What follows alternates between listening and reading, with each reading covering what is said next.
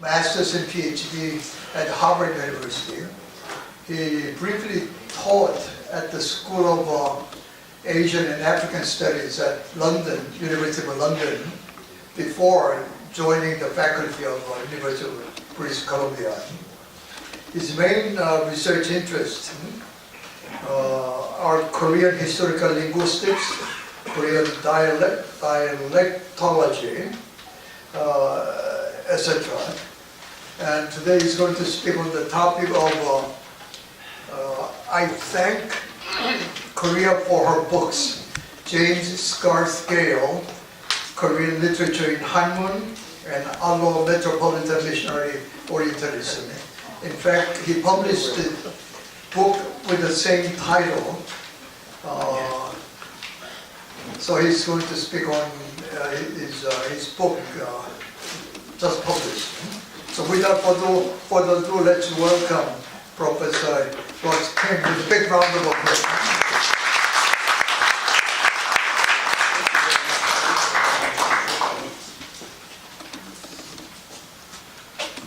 Thank you very much for the introduction.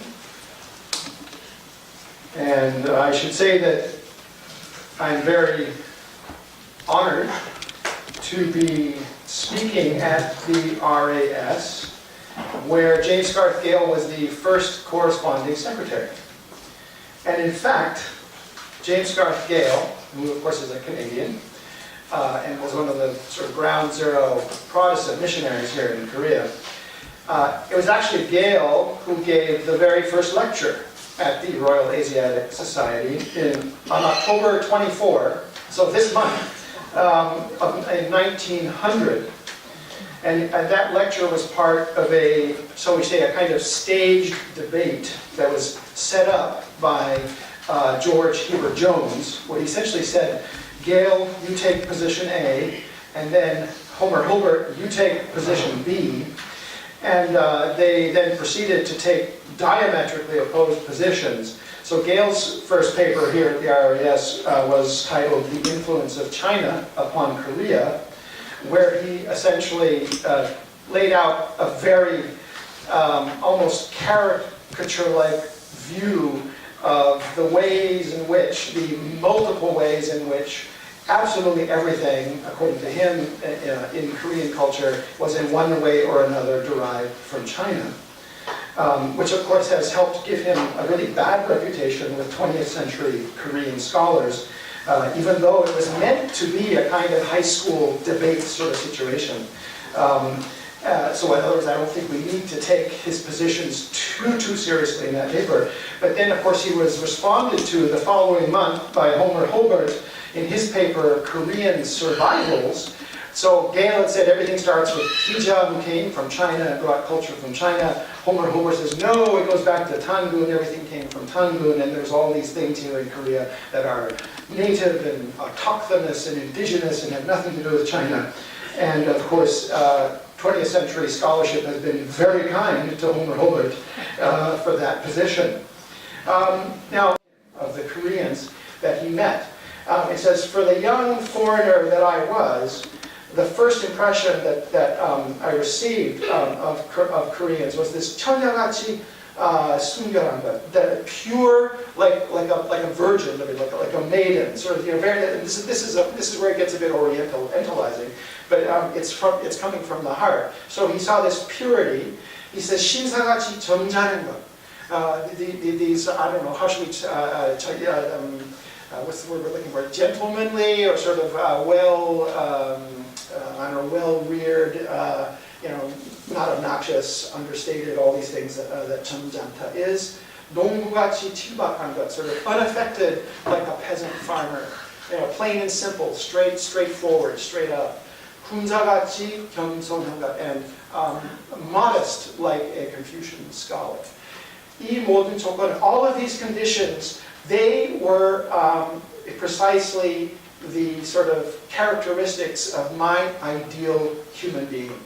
And this I think is very important, because these are also the kinds of things that people later said about Gayle as a person. These were ideals that he himself, I think, tried to pursue and that he saw in Koreans when he first came to Korea. His next topic is ever-changing Chosun, where he reviews very quickly all the really tumultuous changes that Korea had gone through right before his eyes, especially the political changes. Then he says, has a section called Chosun's Civilization is in his spirit. And this theme runs throughout his works, through his entire career, that what Korea had was something great, but it was spiritual and it wasn't material. And that the Koreans were losing it rapidly and had just about completely lost it. Then the next section says, scoff, look down your noses at material things, at munmul. The next section, and this is, I'm going to come back to this obviously, he says, I have introduced Korean books, and he uses the word munhan, to the world. And then a section on Chosun's future, where he kind of dodges the question as to whether he thinks it's got a positive future, and says, well, the entire world is going to hell right now in a handbasket, and basically, if it really does go to hell, it won't be the Koreans' fault, kind of thing, and he dodges the question. And then his very last words, I believe, are do away with indolence and do away with the hanmun. So let me go back then to the section where he says, I have introduced Korean books to the world. Because this, I think, is the one thing he says in this essay where he says, this is the one thing I have done while I've been in Korea. So he says, I love and respect everything about Chosun. I love its natural beauty, the Kumsudansan, and I respect its unaffected and modest people. I treasure the sources of it all, Chosun's culture and Chosun's hunminjangun. If anybody asks me what I have accomplished in the course of 40 years in Chosun, I am embarrassed that I have nothing to boast of in reply. That would be the kunjae kyomsonhanga. But of one thing I am certain, and that is that I can swear in front of you all that I have never been lazy. In Chosun, I've exerted myself more in educational matters than in religious work, and one thing that I have accomplished is that I have conducted research on Chosun literature, imperfect though my efforts may be, and introduced it to the West. In addition to the Poland Changjit, which would be the collected works of Chung Mung-ju, the American Library of Congress preserves several thousands of literary works that I collected for it. So this is the one thing he singles out in this essay about what he did. It's about books, and it's about literature. And I think that's why there's been so little research done on Gale, really, because all of the church historians who have made the trek to the University of Toronto Rare Books Library to look at his papers, going there hoping to find good stuff, good dirt on the missionaries, or on evangelization, or the history of the church, they go there and all they find are reams and reams of manuscript translations from hanmun into English, and from hanmun literature. So for Gale, at the end of his career, books and the literature in them, as well as his schools, the Kyongshin Hakyo and the Cheongshin Yoja Hakyo, were the accomplishment that he boasted of. So I'm going to fast forward now 10 more years to 1937, which is when he died. And then there were some, there was a little bit of a ripple that went through the Korean press, remembering Gale. So how was he remembered in the Korean press? So the journal Chowang in 1937 published this piece called Fragments, Fragmentary Impressions of Dr. Gale. And there's just a paragraph each by a few people, and some of them you will recognize and some of them you won't. So Yun Chi-ho needs no introduction, I presume, and his little thing says he remembers Gale as a man of great erudition. He says he was a man of great erudition, a man of literature. He was a great storyteller, a great speaker. He knew all about Chosun history and literature. He says, quote, among the Western missionaries who have come to Korea so far, there is probably nobody who can follow him in talent or erudition. And I have to include this bit also. He says, he also discusses the unauthorized translation of the Bible that Yun Chi-ho himself bankrolled. Gale was despairing because no one would publish his new translation of the Bible because it was considered so radical and it was not approved by the church. So Yun Chi-ho gave him the money to publish it.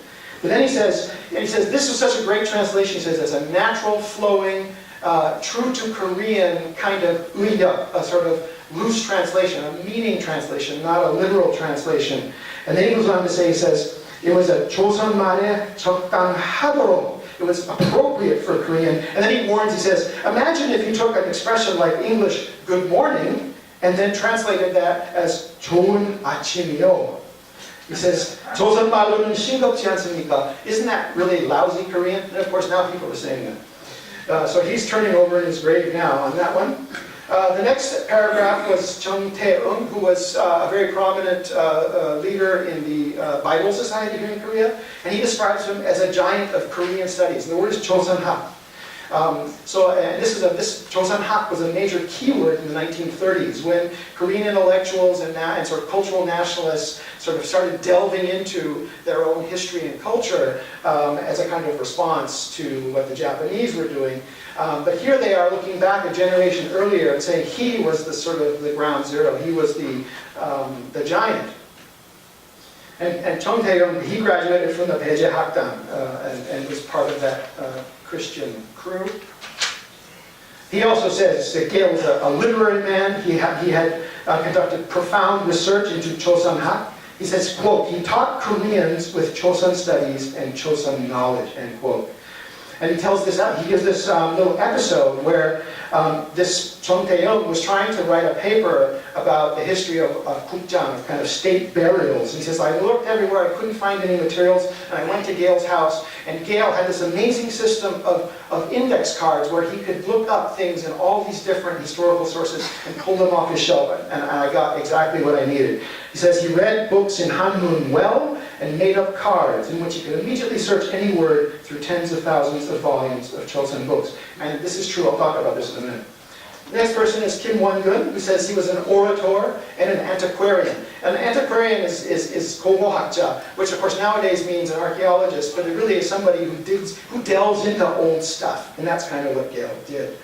So he was one of Gale's pundits, and I'll come back to this idea of pundit in a minute. But he worked with Gale. He says, I knew him for some 30 years. He says he was a great storyteller. And he says, anybody who was a busy person about town, whenever they saw Dr. Gale coming from far away, immediately took a detour around the nearest sort of side street because they didn't want to get cornered by him. Because once he started talking to him, it was so interesting that you couldn't escape, and then you were late for your next meeting. That's Kim Won-gun. Iwan Mo was another of Gale's co-translators and pundits, and he describes, he focuses on personal qualities. He says he was a really generous human being, a truly magnanimous, patient man, and also a great storyteller. And I think the final one was Hugh Miller, who again focuses on the literature. He says he was a really great literary man. Okay, so let's go back to this idea, these two people here that I described as his pundits. So one of them said, I spent 25 years with him. The other said, I knew him for almost 40 years. So in 1917, in the Korea magazine, which Gale more or less single-handedly wrote and published for about 3 years until 1919, he has this little essay on Korean literature where he says, quote, there are but few real Chinese scholars among the foreigners of the East. It is the understanding of the endless references to Chinese history and mythology that is impossible for a foreigner to become master of. He can, with the aid of a good pundit, get at the thought that underlies Korean literature. You require at your elbow a scholar of the old school. So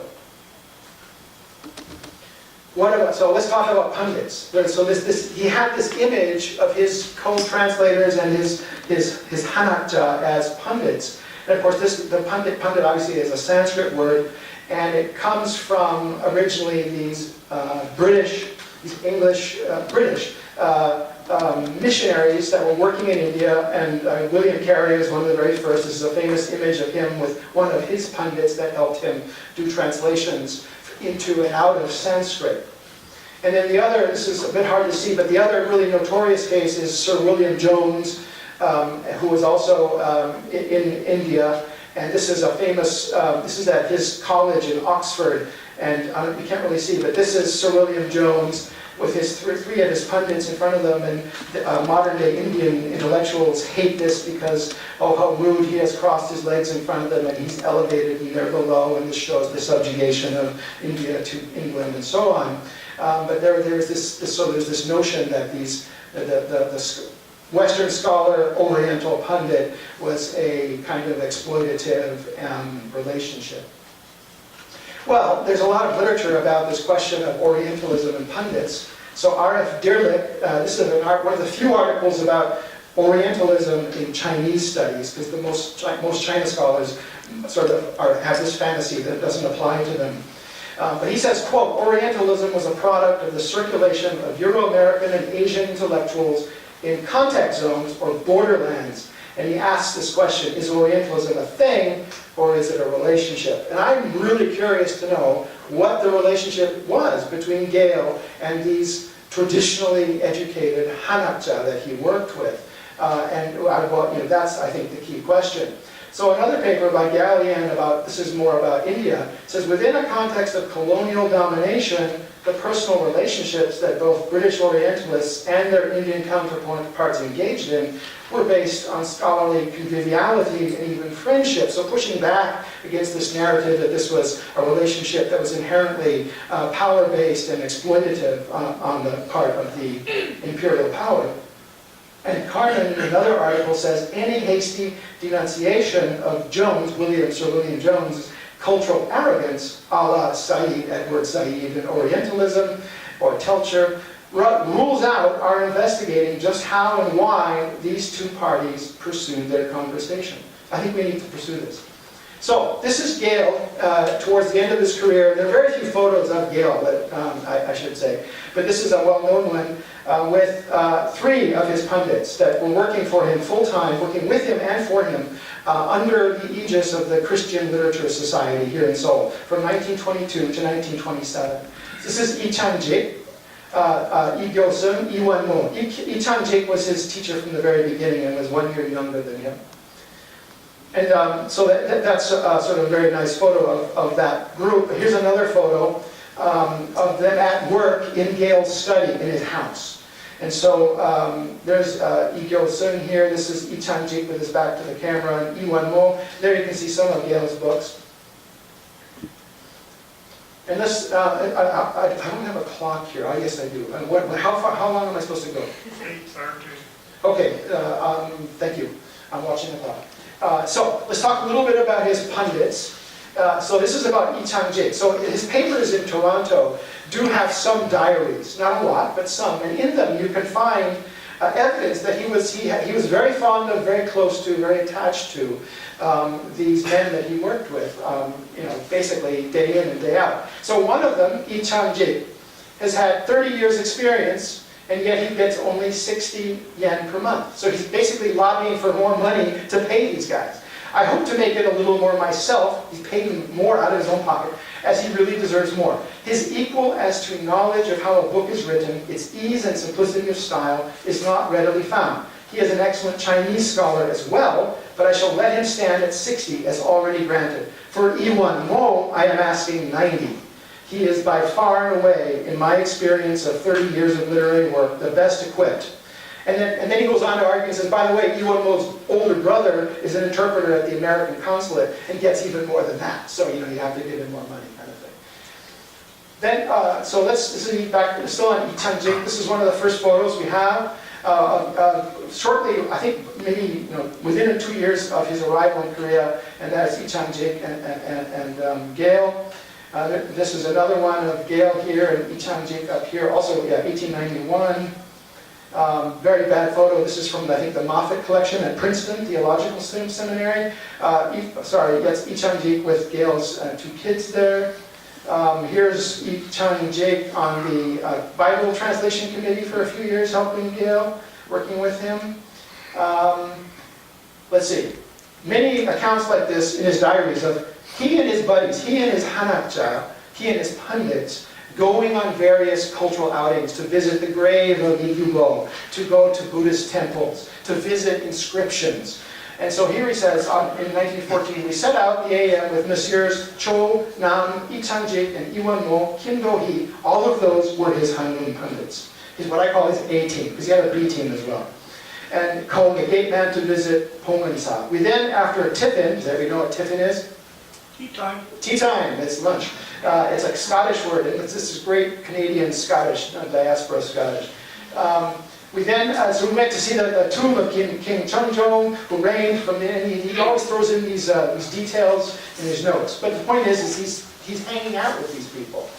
Next, a lovely autumn day. Went to Bible school, had a chat with Dr. Hardin, it's probably Dr. Hardy, Yi Sun-seng was about, Yi Changjing was also about today. I must jerk him up a bit. Yi Changjing was always getting in trouble with the Japanese police, and he was also always sick. Below, he says, a cold breeze blew all day today, went out with Yi Changjing in the morning and bought the 7 sacred books of China, the Ha Sao Sam Young. We'll translate later. Imagine the hubris to say, I'm going to go out and buy the 7 classics of China, I'll translate them later.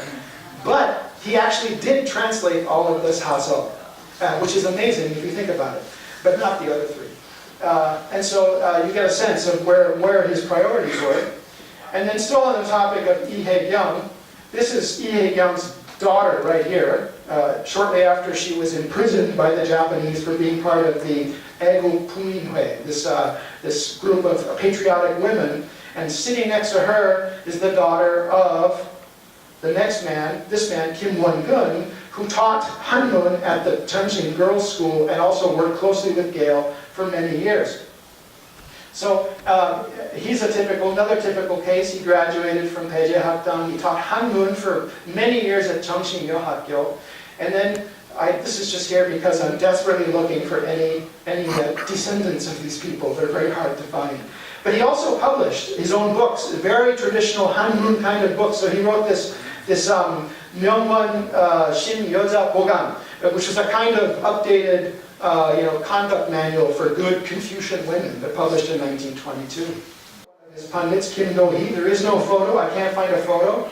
Already, Gale is writing about him in 1902. He says the boys' school, and here he means the Kyongshin Hakgyo, which was later sucked into what became Yonsei State University, is making a beginning, and the 4 lads now on hand are working diligently. It says, Messieurs Yi Changjing and Kim Do-hee, take Chinese. They were teaching hanmun at his school. And then one of his notebooks, the notebook in which he translated Menja from beginning to finish, he says, Mencius, at the very end of the 3rd notebook, he says, finished translation with Kim Do-hee, April 26, 1924. So we're going to be publishing this as part of our series. He also translated the Analects of Confucius, the Tehak, and then what's left, the Triyong. So, Kim Do-hee died in 1925. And so he says, I worked all afternoon on Mr. Kim's books for the Congressional Library. He brokered a deal to sell his books to the Library of Congress. Hope to finish them tomorrow and then have them shipped. Dear old Kim Do-hee, I think of him as I handle his books. So again, everything is revolving around books for him and the people that he read them with. Next is Iwan Mo. Iwan Mo was, I think I mentioned earlier, he translated the new edition, the unauthorized version of the Bible with Gale, and is listed as a co-translator. Gale always listed his co-translators. Many other missionaries did not. And then he was active in the Yeongdong Kyohei. He translated these books with Gale, Swiss Family Robinson, a book of strange stories, which is kind of like a Yadamjik, but translated from English into Korean, includes Rip Van Winkle, stuff like that. And then other books that are more Christian in nature. And then even after Gale left the field, he continued to translate. He was one of the most prolific translators in the 1920s and 30s. Finally, Lee Gyo-sun, one of his other pundits, was a big guy in mathematics. He taught math at the YMCA. He taught hanmun. And then Gale says here, he is the 9th generation removed from Lee Jong-gu, born in Shakespeare's year 1564. And whenever he wrote about Joseon history, he always drew a connection to what was happening in Western Europe.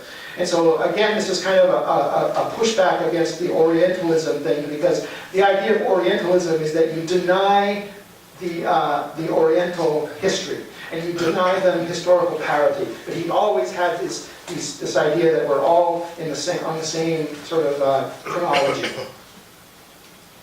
And Lee Gyo-sun also, on his own, published very hanmun kinds of things. A math textbook in 1901. These are very rare books. Then there's one at the Adan Mungo that he did later in 1922. So, coming back to 1920s, Gale wrote this wonderful essay in 1923. I don't think it was ever published, called The Value of Books. What wonderful things books are. They are like links in the chain of eternal life. They bring forgotten ages together and let us look into the hearts and minds of those whose bodies have long since molded into dust. And then at the bottom, I thank Korea for her books. So this is a period in time, starting with right just before the Japanese officially take over Korea as a colony. There was this race for Korea's old books. Everybody was trying to dig out the old books.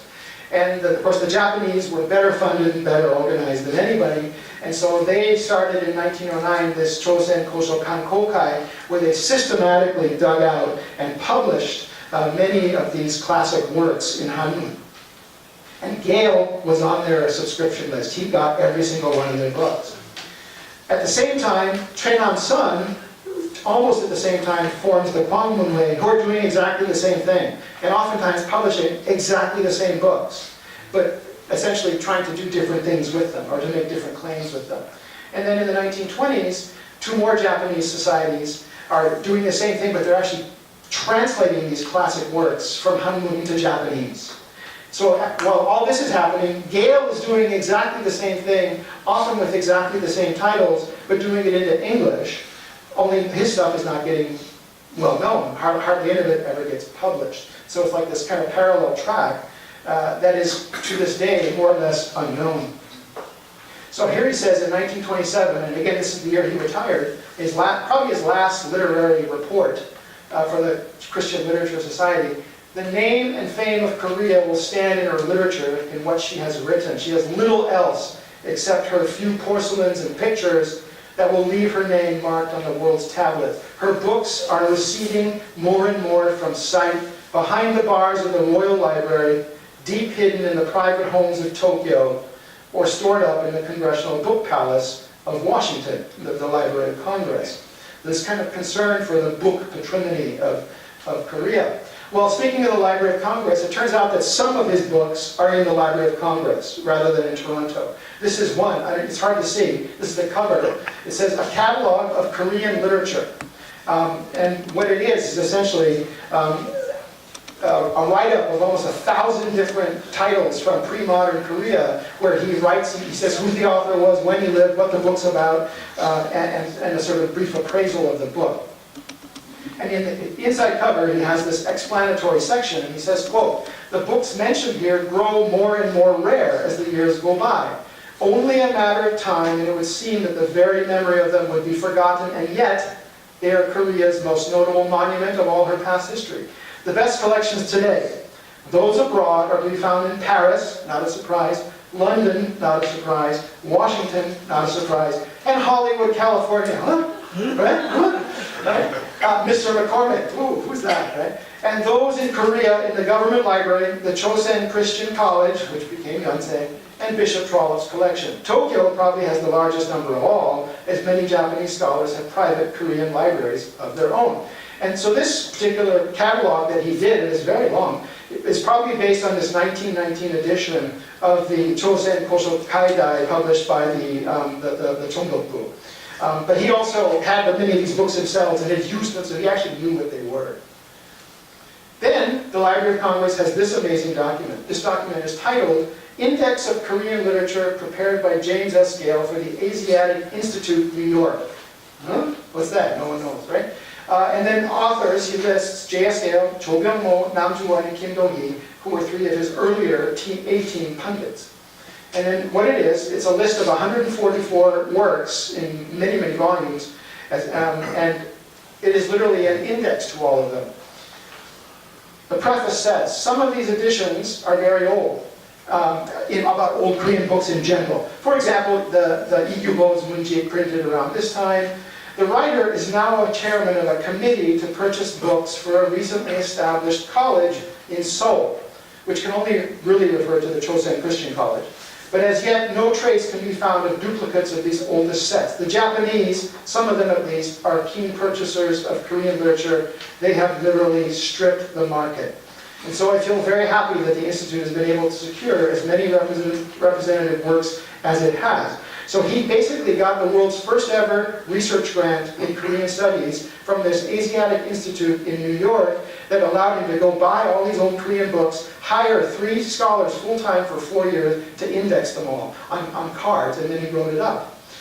Which, if you think about it, is a heroic feat. He was also taking money from the Library of Congress to buy books for the Library of Congress over a period of 10 years. This is what that description of this collection looks like. Up here, you can't see it, but up here it says Kichuk Yanheng no, number 107. It's a travelogue to China. And then you start this index. I'll give you a close-up of the next page. So this is what the index looks like. Random stuff, House of God's Government, Roman Catholicism, rabbits, taro, oppression, just random stuff. But going both ways, this really long index, and then telling you all the books written in hanmun where you can find information about this topic. Well, so what is this collection? Well, it turns out that the special collections of Claremont colleges in Southern California have this random collection of old Korean books that somehow got separated from the index and the lists that Gale created. And it was Mr. McCormick, who was the secretary of the Asiatic Institute, that folded immediately after World War I.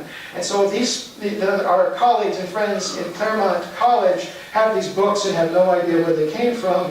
And this random index is sitting in the Library of Congress in Washington, D.C. Sort of a typical story of what happens to Korean stuff at this time. Frederick McCormick was a very respected journalist writing about East Asia in the first 2 decades of the 20th century. And this is the actual book. If you go to Claremont College, here's the book, Kichuk Yaneng no, and then up there, a little tag says number 107. I mean, they're clearly the same books from that collection, and that's what this particular book looks like. Well, let's go back to Chosen Christian College. If you poke around on the Yonsei University website or in their publications, you find out that it was founded in 1915 with that name, and that the library began with a donation of books from Horace G. Underwood, the first principal. But Horace would not have been the kind of guy to collect hanmun books. And there's nothing anywhere on the Yonsei website or in its published materials by its scholars that would give you any inkling that Gale had anything to do with the rare books in their library. But if you go to the ledgers, his manuscript ledgers, Ledger 12 has this index of the books of the Chosen Christian College. And here is a scan of that. And it says here, number 42, Kimun Chonghwa, 4 books. From here I can't read what that says, records of something or other. And it's, a manuscript description of this particular manuscript book. Okay? In 1929, the Transactions of this Very Society published an article by Bishop Trollope called Korean Books and Their Authors, followed by an addendum, index of Korean books and their authors by the Right Reverend, and of a short list of some Korean books in the Chosen Christian College Library. And people have often mistakenly thought that this was Trollope that did that, but it wasn't. It's exactly what I just showed you. It's that, typed up 11 years later. And then here we go, number 42, Kimun Chonghwa, a bunch of old stories. Now it's got a new title. He's edited it in the meantime. 4 books, MSS. This is the most interesting collection of stories dealing with Korean thought and custom that the reviewer has ever seen. That's Gale talking. Okay? Well, if you go to the website for the Korean, the Yonsei University Koseoshil, the rare book, this is what that book is described as. It's really lame. And then they published later an actual bibliographic sort of description of it, no mention of Gale, even though the book itself is full of Gale's manuscript handwritten notes. So, this book was not translated into Korean until 1999 by Kim Dong-wook, Kumgyeok Kimun Chonghwa. And on the right is Gale's translation of approximately 120 of the stories that Shine Park and I just published this year, I think, through the University of Toronto Press, as the first in a series that we're calling the library, the James Scarth Gale Library of Korean Literature, because he has so many unpublished translations. So it took almost 100 years for Gale's translation of this particular story collection to see the light of day in English. And there's much more to be found. So let me wrap up then. I think I'm making good time. Concluding remarks. So why is Gale largely forgotten today? Even in Korea, is one question that faces us. And then why was the bulk of his work never published? Well, for one, he left the field in 1927. This was a really bad idea. This was, from my selfish perspective, this was a bad idea. Because as soon as he left Korea, he lost contact with his pundits, and without his pundits, he couldn't work. I mean, he could read hanmun reasonably well, but he had to have someone at his elbow walking him through it, and then giving him the sort of kugyuk, the Korean translation on the fly, the way Koreans do it, and then writing it down. Without his pundits, he couldn't do it. And furthermore, not being in the field, unlike the Underwoods, who had lots and lots of progeny, who all stayed in Korea and got lots of attention and were very well organized, Gale just kind of, I think, slipped into oblivion because he wasn't here. Post-war Korean scholarship has misunderstood Gale as somehow, not just somehow, but somehow uniquely pro-Japanese.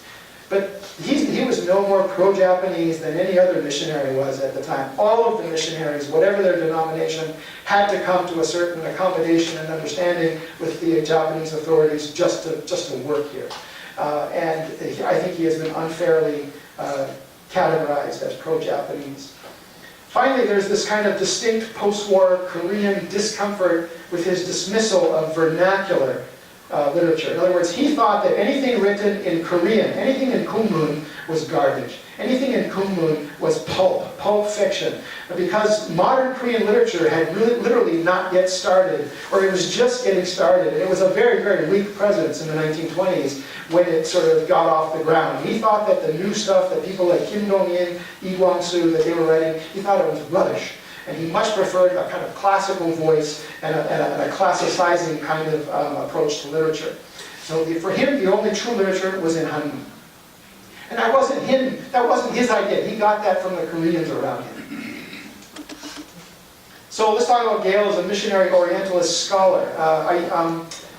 He immediately evokes these parallel figures in British India. We've talked about them, the Careys, William Jones, but also Hong Kong. I think of James Legge. James Legge, who translated all of the Chinese classics as a missionary in Hong Kong, and later professor at Oxford. And Gale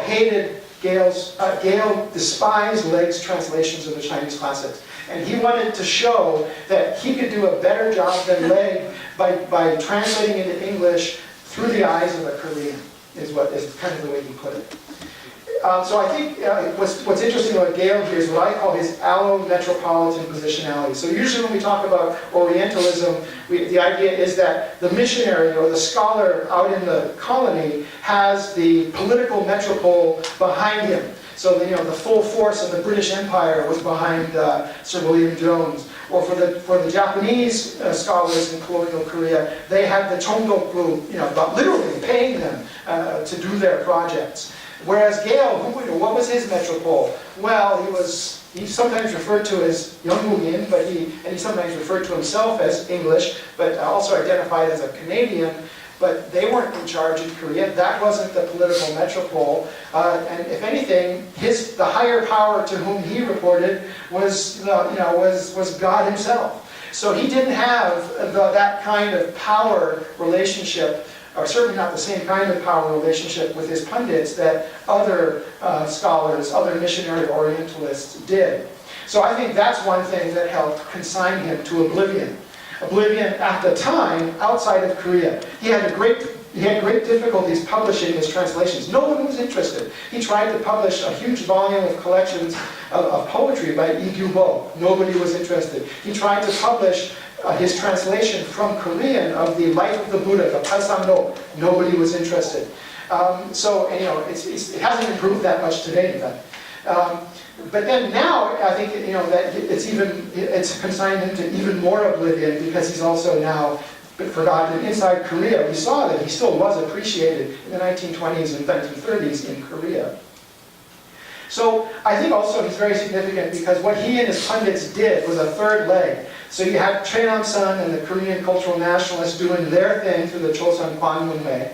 You had the Japanese imperial Orientalists publishing books, translating them into Japanese, and using them to paint a very negative picture of Koreans, as lazy, as conniving, as factionalized, and all these things, while the Korean cultural nationalists were finding other images from those classics. And then you had Gale doing yet another third sort of project, which was much more aligned with what the Koreans were doing. It relates to the politics of knowledge production. So his scholarship served no colonial power. It was not, in that sense, colonial. or imperialist. It concerned a country of no strategic importance to any Western power at the time, and thus was of no great interest to a Western reader or publisher at the time he was producing. So, nonetheless, what he did and what he was doing at the time confirmed and validated for his contemporary Korean intellectuals these simultaneous Korean and Japanese constructions of what was a Korean classic, what are our classic books. And so I think once I put this all together, and by the way, in your kind introduction, this book is not written yet. This is it. This is the problem. I have to write it now. There he is at the end of his retirement, and that takes me to about 5 minutes ahead of time. So thank you very much. I'm happy to answer.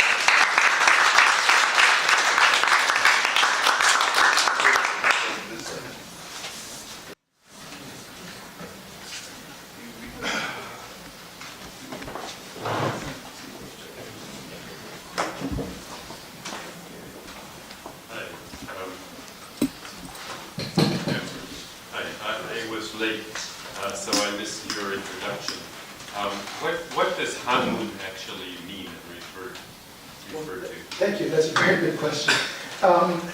Hanmun, broadly speaking, is anything written using sinographs, which is the term I prefer to use to translate the word hanja, which is usually translated as Chinese characters. But nowadays, I think we need to take the Chinese out of Chinese characters because China is trying to basically claim that they own all this stuff, and they don't.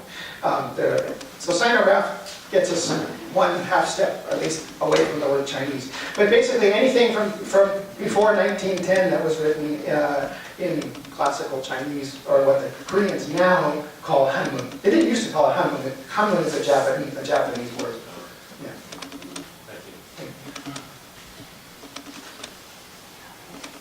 So yeah, I mean, the point being that he really wasn't very interested in anything written in Korean. Vernacular for him was just beneath his dignity, just as it was beneath the dignity of a Chosun scholar.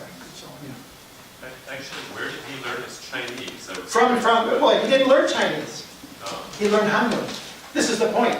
And this is, even today, my colleagues at UBC who teach Chinese can't get it through their thick skulls that you don't need to speak Mandarin to learn hanmun. The Koreans learned it for 2,000 years without speaking a word of Chinese. And so he learned it from Ichanjik and from these other Christian Koreans that were trained in the old way in Korea, by memorizing all these texts. Okay. I was going to ask something, I forgot what I was going to ask.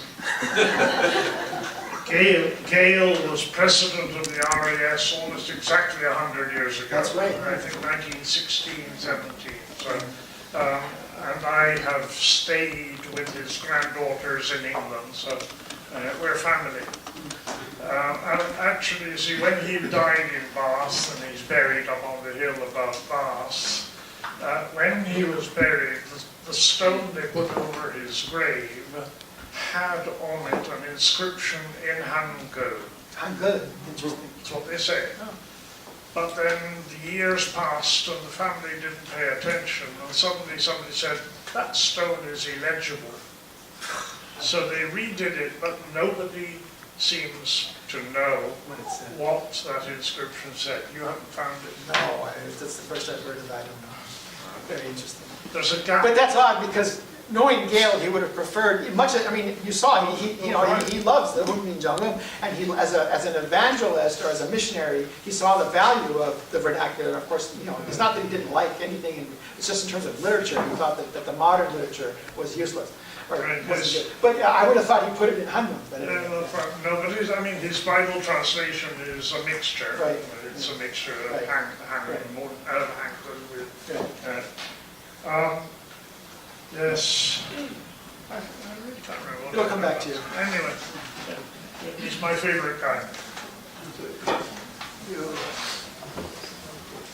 I'm intrigued by its relationship to Maurice Corral and his bibliography. Of course, that too is an enormous job, actually. And your talk actually made me think, how did Corral manage to do all this? Right. Did he have similar assistants and so on and so on? But anyway, to which extent did Gale make use of Courant's work? I think he was heavily influenced by and heavily indebted to Courant, and he says as much in numerous places. And even the way that he structured his catalog of Korean literature, I think basically follows the kind of format that Courant used.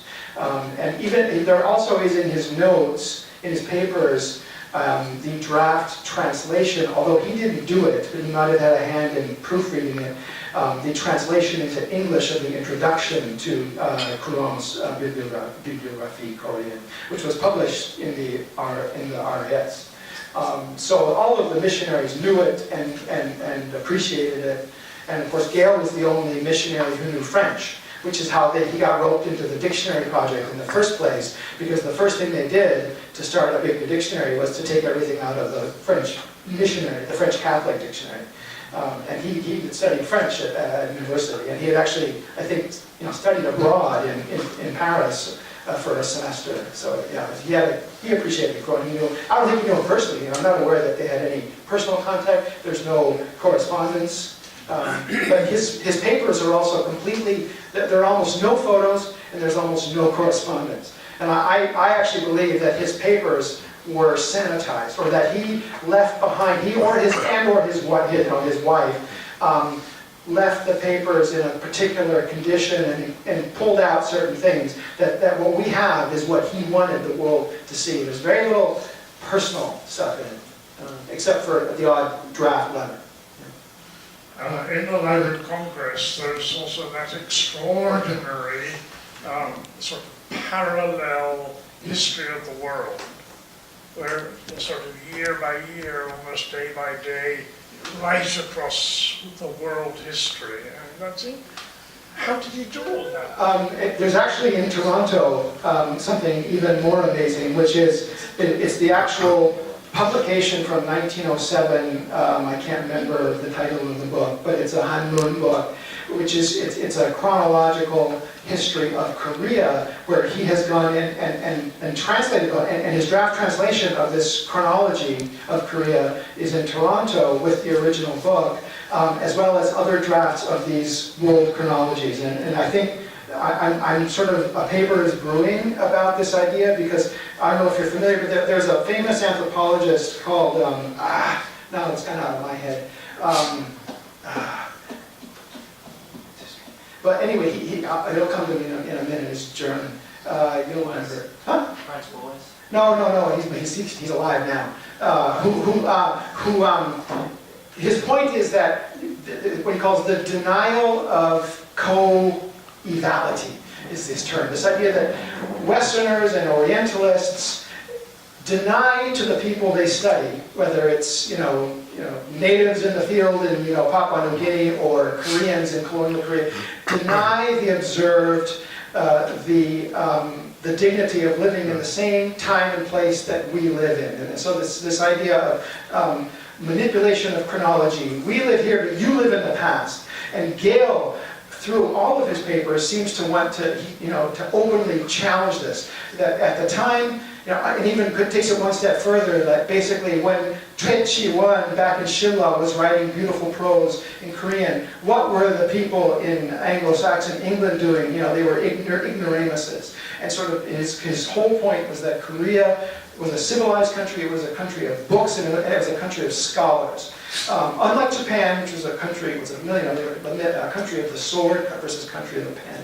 And so for him, Korea was not only co-evil, and it was actually way ahead of Western Europe. In the magazine, at one point he says, Korean culture has died. And it died on the day they abolished the kwago. Yes. Was that a common idea at that point? Well, I don't know if it was common. I think most people said good riddance at the time. I mean, he was a minority position, certainly within the missionary community, but he was also a minority position amongst Koreans. And they were ditching all of this. And the other metaphor he uses is that Korea, as soon as they abolished the civil service examination, it was like it had, the line, its anchor had been cut, and it was now this boat adrift at sea.